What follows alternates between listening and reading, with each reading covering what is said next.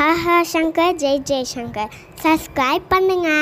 ஸ்ரீ மகாபெரிவா திருவடிகள் சரணம். ஹரஹர சங்கர ஜெய ஜெயசங்கர.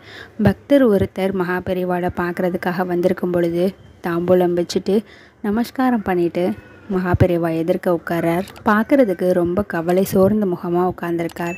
பெரியவா என்னாச்சு நோக்கு அப்படின்னு கேட்குறார். அது என்னவோ தெரியல பெரியவா, நேக்கு மட்டும் எது தொட்டாலும் விளங்க மாட்டேன்றது.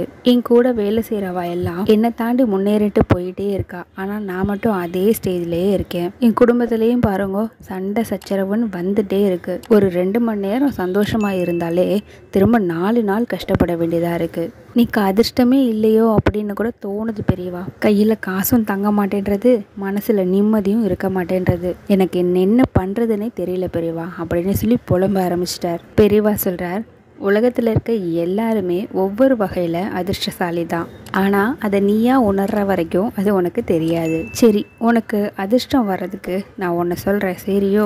காத்தால எழுந்திரிச்ச உடனே நீ இந்த பசுவும் கண்ணும் சேர்ந்து இருக்கும் இல்லையா, அந்த மாதிரி ஒரு ஃபோட்டோ இல்லைன்னா சிலை இதை வாங்கி உன் வீட்டு பூஜை அறையில் வச்சுடு. காத்தால் நீ எழுந்திரிச்ச உடனே அந்த கோமாதாவையும் கண்ணுக்குட்டியையும் பாரு. பசுமாட்டில் கண்ணு முழிச்சா எவ்வளவு பெரிய அதிர்ஷ்டம் தெரியுமா? அதோடு கூட முடியாதவா யாராவது இருப்பாங்க இல்லையா, அவங்களுக்கு எல்லாருக்கும் உன்னால் முடிஞ்ச ஏதோ ஒரு உணவு இல்லைன்னா பணம் காசுன்னு தானம் பண்ணிட்டே இறேன். இது உனக்கு மனசு சந்தோஷத்தையும் கொண்டு வரும், அதிர்ஷ்டத்தையும் கொண்டு வரும். நம்மால் ஆன வரைக்கும் அடுத்தவங்களுக்கு உதவியாக இருக்கிறது ரொம்ப ரொம்ப புண்ணியத்தையும் கொண்டு வந்து சேர்க்கும் அப்படின்னு ரொம்ப எளிமையாக சொல்லி அனுப்பினார் மகாபெரிவா. ஹரஹர சங்கர ஜெய ஜெய சங்கர.